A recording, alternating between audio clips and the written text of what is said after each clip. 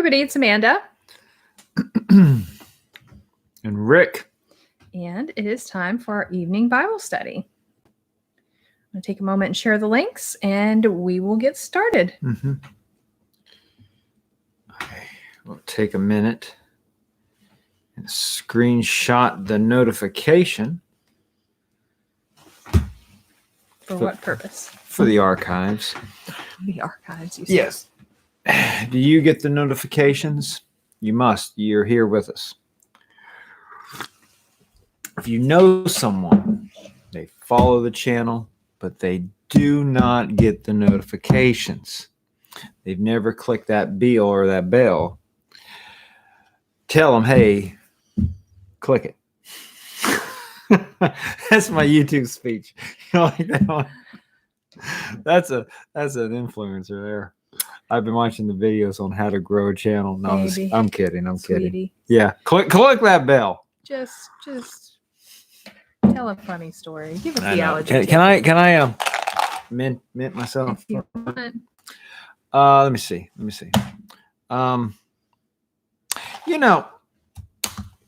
Nothing that we haven't said on Fundamental Faith before, but on the way to work in the morning, I've been listening to it's a conservative Bible channel. The conservative, when I say conservative, I mean Bible preaching, not weird stuff. Mm-hmm. And about the time I'm going to work each morning, they're having a Bible study. They have this teacher that comes on, and he's not a preacher. He teaches. It sounds like a lecture, but it's really good though. Mm-hmm. He's going through the Gospel of Mark, Mm-hmm. and he hasn't been in it very long.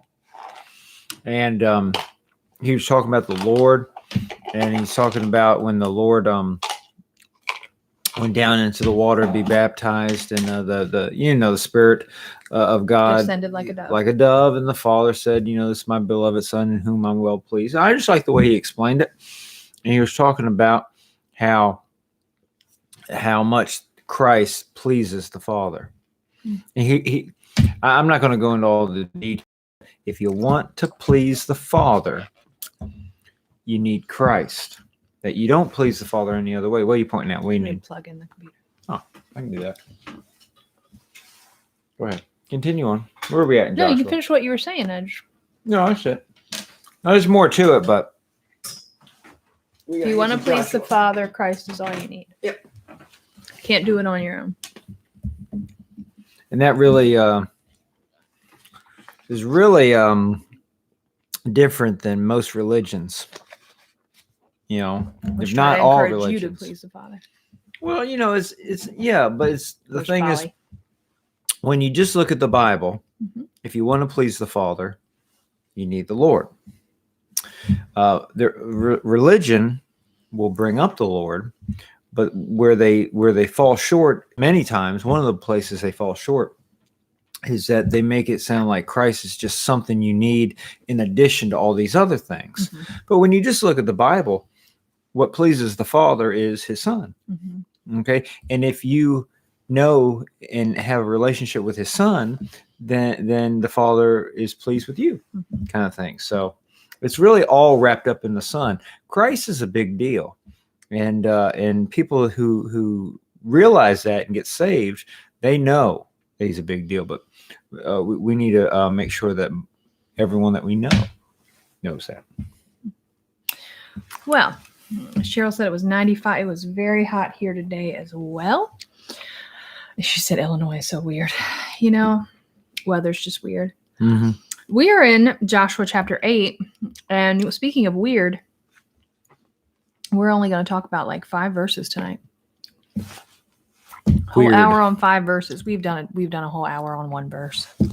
But yesterday we talked about Joshua and the victory at Ai. And this is what happens immediately afterwards. And so we're going to talk about how you handle victories in the Lord. Because a lot of times people talk about how to handle defeat, how to handle struggles. But, the Bible has this way that Joshua handled the victory that I think will help you continue to have victories. So Just thought that would be helpful. Anyway, Joshua chapter 8, I'm only reading 5 verses, 30 to 35. So if you are ready, we'll get started. I am in Numbers. So you're not ready. I'll be there in a second. Hello. Yes. Go. Okay. Joshua chapter 8, starting at verse 30. It says, Then Joshua built an altar unto the Lord God of Israel in Mount Ebal, as Moses the servant of the Lord commanded the children of Israel, as it is written in the book of the law of Moses, an altar of whole stones, over which no man hath lift up any iron. And they offered thereon burnt offerings unto the Lord, and sacrificed peace offerings. And he wrote there upon the stones a copy of the law of Moses, which he wrote in the presence of the children of Israel. And all Israel and their elders and officers and their judges stood on this side of the ark, and on that side before the priests, the Levites, which bear the ark of the covenant of the Lord, as well as the stranger, as he that was born among them, half of them over against Mount Gerizim, and half of them over against Mount Ebal. And as Moses, the servant of the Lord, had commanded before, that they should bless the people of Israel. And afterward, he read all the words of the law, the blessings and cursings, according to all that is written in the book of the law. There was not a word of all that Moses commanded which Joshua read not before the congregation of Israel, with the women and the little ones and the strangers that were conversant among them. And there you go. Just 5 verses. But important because, like I said, it is how they will handle the victory that will make the difference as to whether or not they will have further victories. So the first thing that they did, verse 30, it says, Joshua built an altar unto the Lord God in Mount Ebal.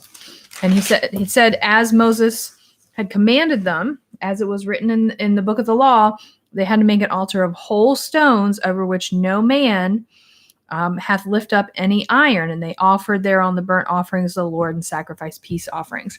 So the first thing that they did was they gave an offering. You know, they bought 2 specific offerings. One was a burnt offering that had to do with forgiveness. The other one was a peace offering, which had to do with fellowship with the Lord, right? And so the idea was they not only gave offerings, but they did it in the way that the Lord required. They didn't just, remember when Cain and Abel were giving offerings and Cain just came to him any old way, the way that he wanted to? No.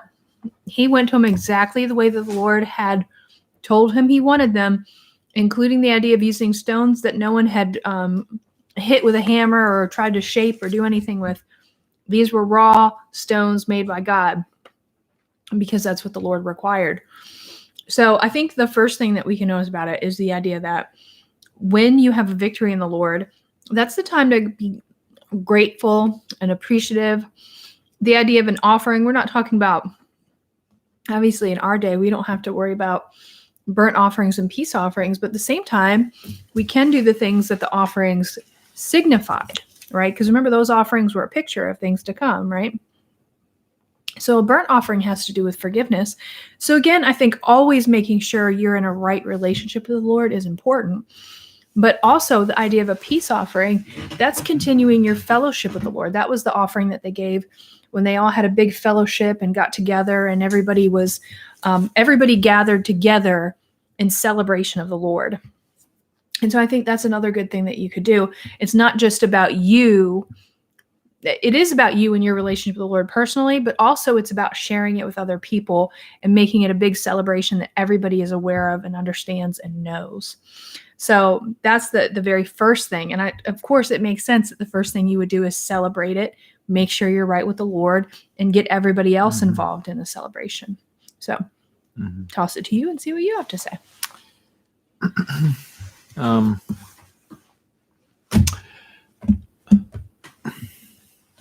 So having victory and understanding that there are still battles to come.